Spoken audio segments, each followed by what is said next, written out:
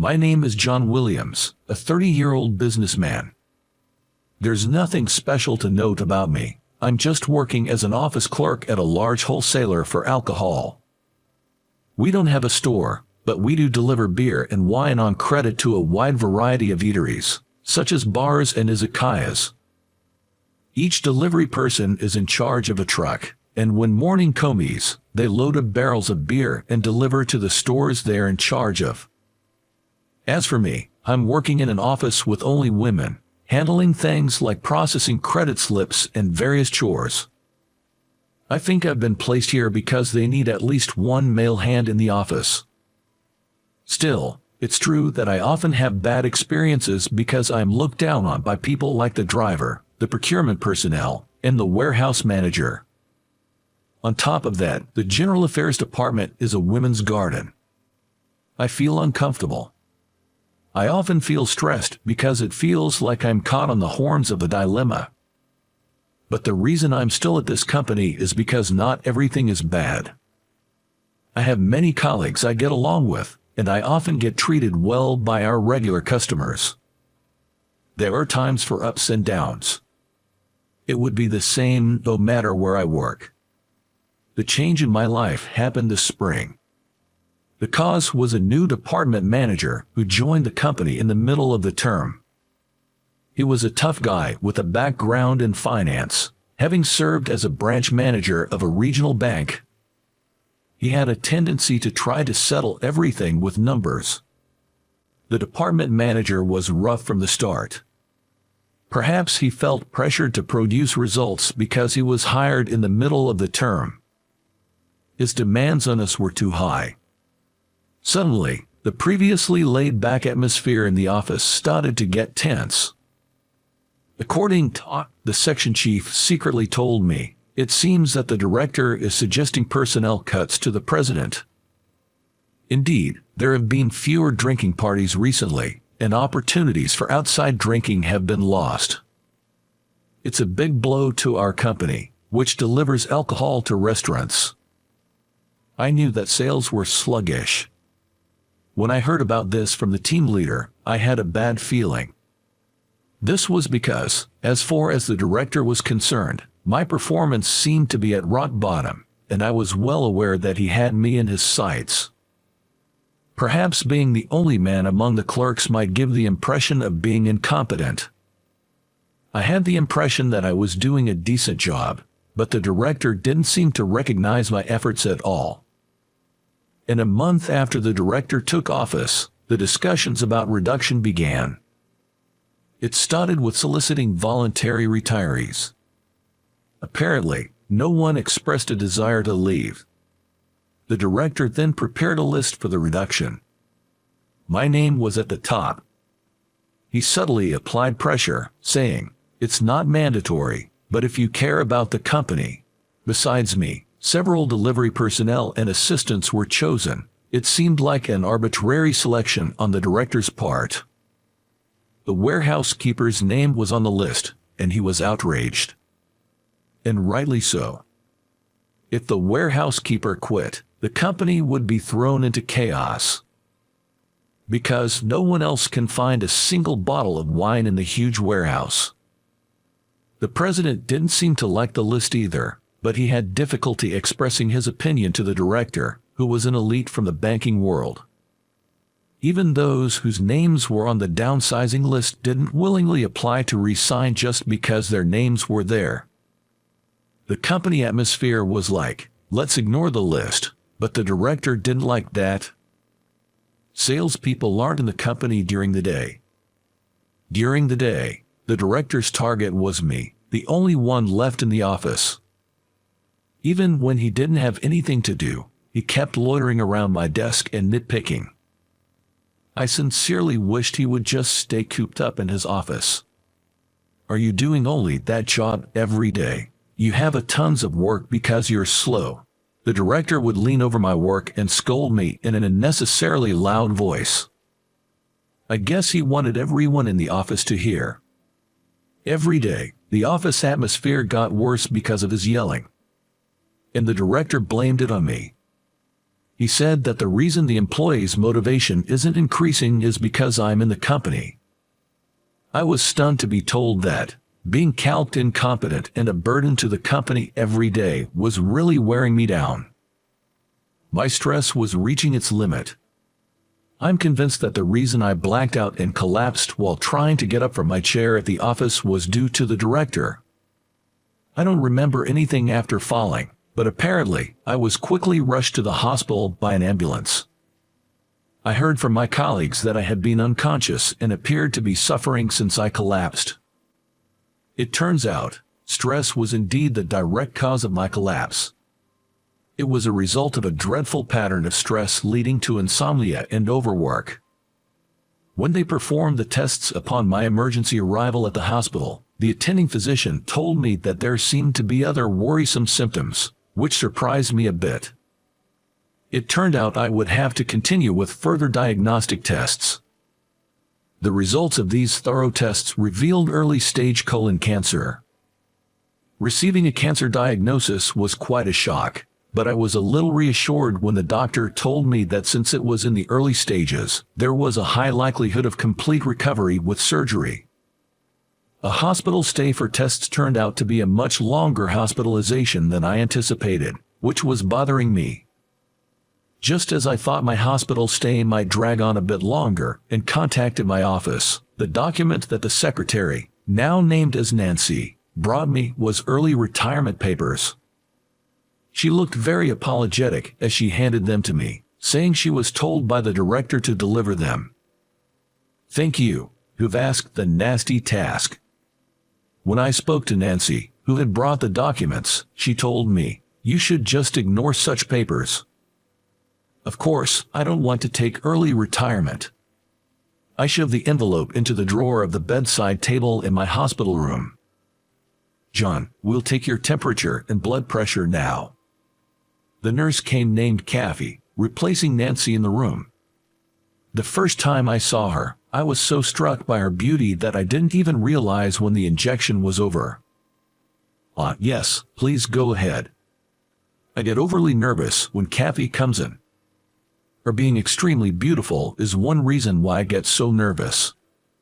On top of that, she never smiles. She's called Iron Mask by the inpatients. It seems her fellow nurses also call her that.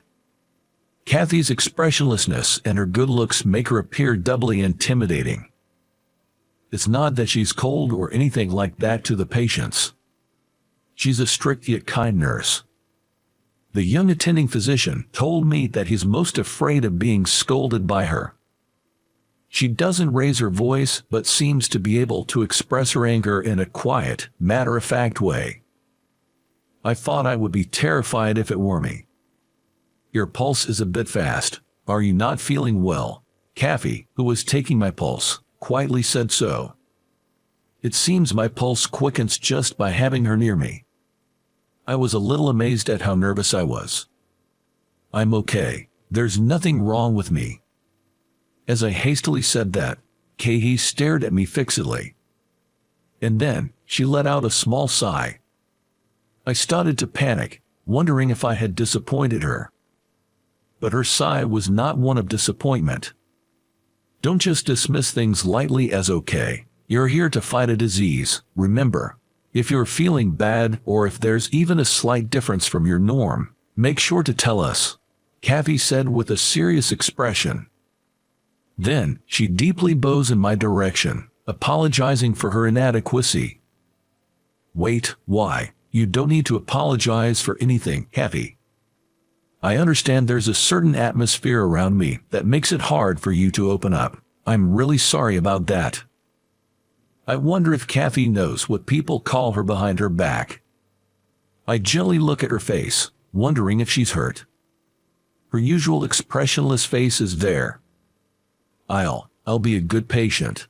My words slip out awkwardly, as I don't know what to say. Iron-faced Kathy's eyes widen in surprise.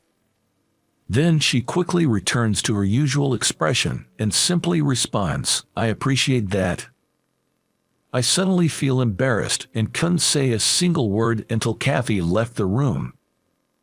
Hospital life is surprisingly busy with continuous tests before surgery. Today, I didn't return to my room until past 3 p.m. after the tests. Dragging my test-weary body into my room, I find that there's already someone there. It's my boss. Just seeing him doubles my exhaustion from the tests. He notices me return to the room and, without any words of consolation, just says, "Hey." I don't feel like responding, but he's still my boss, even if he's not the most pleasant. As an employee, I don't have much room to argue. Quietly, I just sat down on the edge of the bed. "I'm sorry for the inconvenience, Director." That's the unwritten rule for employees, I suppose. My apology was met with a condescending nod from the director. "I've heard you're in for a long stay. Have you received the early retirement forms? Why haven't you submitted them yet? The company would be better off without deadweight like you." He spoke to me as though I were a child, which got under my skin. I must have let my irritation show. The director gave a nasty grin. He was trying to rile me up, I knew that, but his attitude was hard to stomach. "You came all this way to tell me that. I'm sorry for the trouble, but I have no intention of retiring early." I tried to choose my words carefully, trying to stay as calm as possible. Really, I wanted to shout him down and send him packing. The director smirked as if he could read my thoughts, and he didn't stop. If I caused a scene here, he might use that as an excuse to fire me. The tension hung in the air between the director and me, like a standoff.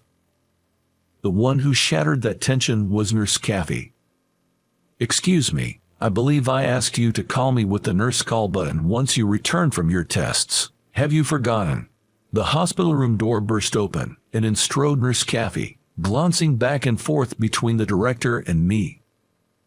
"I'm sorry, but can you please leave the room?" Her voice was soft, but there was an undeniable authority in it. She shot the director a frosty stare, explaining, "He's tired from his tests." What a rude nurse. I'm this man's superior, and the director rose from his chair, glaring at Nurse Kathy. But she simply pointed to the door and repeated, "Please leave." "Boss, that doesn't matter here. This is a place where you follow the doctor's and nurse's instructions. You think being a boss works everywhere." The director's face turned beech red at that. It was like she'd called him out for flaunting his petty power. "How dare you? I'll remember your name." With a parting shot, the director stormed out of the room like he was running away. I listened to the receding footsteps, letting out a sigh of relief. "Would you like to lie down?" Kathy, as if nothing had happened, helps me to comfortably lay down. After laying down, all the exhaustion came to me. "Why don't you take a nap until it's time for dinner?" As she suggests this, she pulls the blanket up to my shoulders. I can't help but feel a little shy. "Thank you. That man, he's a bit of a problematic boss. I appreciate you sending him away." As Kathy is about to leave the room, I call out to her, and she slowly turns around. In her flat tone, she says, "It's my job." Right, but still, I wanted to say thank you. Upon hearing this, her hand, which was on the doorknob, stops. And slowly, she turns back towards me. Kathy looks at me with a strange expression. The moment I thought her feelings briefly showed on her face returns to its usual expressionless, iron mask. Without saying anything more, she leaves the room. Fortunately, the surgery was successful, and I continued my treatment towards recovery. My body was at its limit due to stress. Even after the surgery, I was told to rest properly. During my lengthy hospital stay, I set a goal for myself. That was to see Kathy's smile by the time I was discharged. I really wanted to see her smile. I also had a feeling that I wanted to grab her attention. Apparently, the director had visited the hospital several times after my surgery. but he never made it to my room. I was surprised to hear from another nurse that Kathy had turned him away every time. I was nothing but grateful to Kathy. I was attracted to her. All the strategies I came up with to see her smile ended in failure. Whether I prepared a horse mask or practiced magic tricks, everything was a bust. When I shared my Make Kathy Laugh project with other nurses, the news spread throughout the hospital. Getting advice from other patients, brainstorming strategies together, my hospital life quickly became more fulfilling. Yesterday, finally, a seemingly exasperated Kathy told me to focus on my treatment since I'm the patient. From then on, every time I try to make her laugh, I get scolded with the same line. One day, as my discharge date was approaching, I got an urgent call on my cell phone from my colleague, Laura. There had been a customer who was a regular complainer, making numerous complaints every day, causing work to be disrupted. Normally, I would be the one dealing with this customer. The complaints were usually about simple things like wrong order or late delivery, nothing too serious. But this time, it seemed the customer was extremely angry because they received a different product than the one they ordered. I understand the situation, but I'm in the hospital. If you can't handle it, just escalate it to upper management. Let them deal with all of it, I advised. Normally, I could handle most complaints at my level. But this time, I'm afraid the bosses would have to step up. Laura said she would do that and hung up. The complainer was a guy named Mr. Ferguson, who ran a couple of bars and snack joints. He could be a bit tricky at times, but he wasn't unreasonable. As long as the first step in handling the complaint was correct, there shouldn't have been any problems. I've never experienced a complaint so severe that the phone didn't stop ringing for days. The day after Laura's call, my boss barged into my hospital room. He burst past the nurses who were trying to stop him, giving me quite a surprise. "Director, what's going on?" His forehead was covered in sweat, and his usually crisp suit looked somewhat worn out. "You've been handling that complainer and smoothing things over. It's your responsibility. Contact him and sort this out, now." He tossed the company's cell phone at me, which made me feel exasperated. I did not pick up the company's cell phone, so the director kept yelling at me, saying that I should be grateful that a useless person like me could be of use. I was starting to worry about causing a disturbance in the hospital. Reluctantly, I picked up the company's cell phone. "Is it you again? This is a hospital. Please, keep it down." Just as I was about to make the call, Kathy entered the room. The nurse who had initially tried to stop the boss had apparently fetched Kathy from another ward. She was stone cold, glaring at the director without flinching. With her imposing demeanor, the director was taken aback. "I'm giving this good-for-nothing some work. Don't meddle with company affairs. You're just a nurse." Just as the boss's tirade was coming to an end, Kathy swiftly grabbed the company's cell phone from my hand. Then she shoved it into the director's chest pocket, rather forcefully. "From this moment, this room is off-limits to visitors. Why don't you go back and do your own job?" Kathy said as she pushed the boss out of the room and closed the door behind him. I heard a click as a sign was hung on the doorknob. It must be a no-visitor sign. I could hear the director yelling outside the room. He made a ruckus for a while, but it seemed like he was escorted out by the security guards who came rushing. In the end, from what I heard from another nurse, he was even begging Nurse Kathy. I did feel a bit sorry for him, but I think it served as a good lesson for the director. Afterwards, it appears that the director got more complaints from a customer while handling a complaint. In the end, our regular client, Mr. Ferguson, said he would switch to another liquor store, effectively terminating his contract with us. It was a major blow to the company, and after a thorough investigation into the cause of the complaint, a revelation came to light. The director had rearranged the office on his own, and it seems a new and experienced worker had been put in charge of order reception. With no one to assist, the newbie was left to handle everything on their own. That's when the mistakes at the reception started piling up and caused the complaint. There are so many types of alcohol that you can't count them all. Without an experienced receptionist, it's difficult to understand specific wine brands. Normally, an experienced office worker would be assisting the newbie. But the director jumped the gun with the reorganization for cost-cutting, causing chaos throughout the office and the entire company. When the cause of the huge loss to the company was reported to the CEO, his reputation took a nosedive. Now he's been labeled as incompetent despite being an elite, and seems to be finding it hard to stay in the company. "What are you writing?" Kathy, who came to change my foredrip, peered at my computer screen. "I'm writing my own know-how on dealing with complaints. The method varies depending on the customer. Now, that director seems to have been assigned to handle complaints. The director, while retaining his title, has been told to take the lead in handling complaints.